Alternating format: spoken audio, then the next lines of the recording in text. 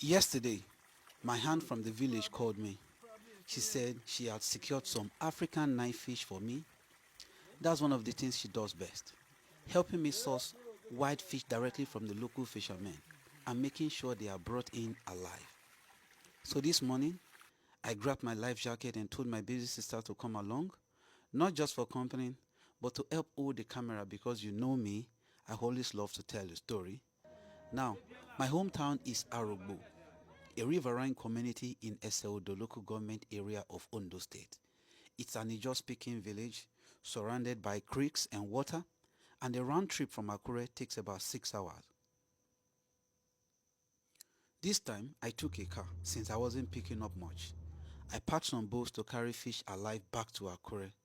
Here is a small shop space close to the village market. The market comes up every 4 days. My aunt had already secured the fish in bowls, covered them with nets so they wouldn't jump out. She got me African knifefish, also known as Asa or Eja Osan in Yoruba. Also Heterobranchus longiphilis, our native wild catfish. And snakehead fish, also called okudo in Yoruba, one of the sweetest freshwater scaly fish. Remember the small firewood oven I built for her? She's using it wonderfully. Fish smoking runs in the family. She's already smoked dozens of African knifefish and heterotis, which is also called mangala or arowana. Now, to assess the live fish, the bowls were too big to fit in my car. I really miss my Toyota Tundra, the V8. But for now, I am managing with what I have. Very soon, by God's grace, I will get myself a light-duty truck for moving fish. That okudo fish, the one that looks like a snake, is highly priced. Then we have the wild catfish and the monster-sized African knifefish, Asa. The biggest he had kept in a plastic container so he could stretch it full length. We got more heterotis as well, the mangala. Now let me tell you this. Hunting African knifefish in the creek is not an easy task, especially when you specifically ask the fishermen to keep them alive for you. I already told them I want to keep them in my dam so they can reproduce. So the price I pay is higher than what they will sell for, smoked or fresh. These fish are basically hunters. They feed only on live prey. So the fishermen use a live bait, kept wrangling on hooks, just to lure the predator. That's how you catch Asa or Eja Osan. That is why I say Asa is the cleanest fish on the planet. It eats nothing rotten, only what it hunts alive.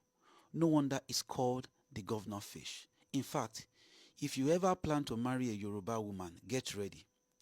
Buying African knifefish or Eja Osan is often part of the traditional gift list for the family. While at the riverside, there was an incident, a boat accident. A young boy fell off a speeding boat. The throttle was still on.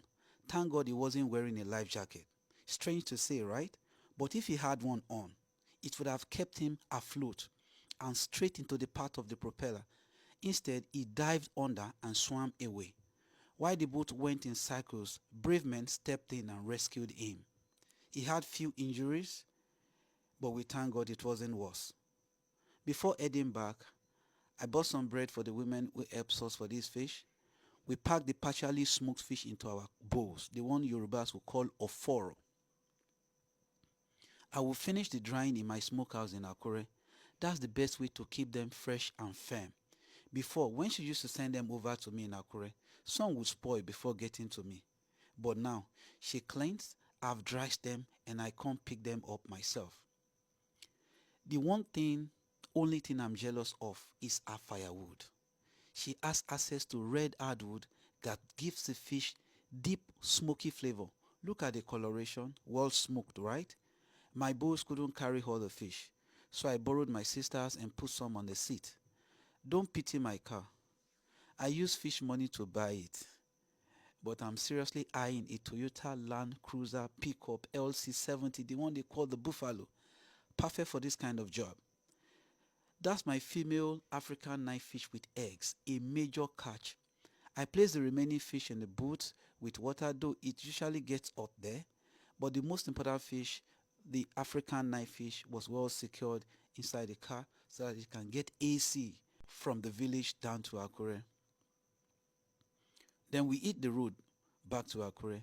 We kept checking on the fish as we moved. On the way, I spotted a local fish trap made by an Ikale woman. I bought two for 6,000 naira. Hopefully I will catch some fish with it. We finally arrived in Akure safely. I checked the fish, changed the water, secured them. Now look, the biggest African knifefish I've seen this year. Look at those white catfish too. My goal is to reproduce African knifefish on my farm. This is my own little act of conservation. Whether smoked or fresh, African knifefish is one of the most expensive freshwater fish in Nigeria today. Imagine having thousands of them on your farm. That is the goal. So yes, I have secured the fish. As long as my aunt keeps sourcing, I will keep returning to Arugbo. This is how we grow, step by step, fish by fish, journey by journey.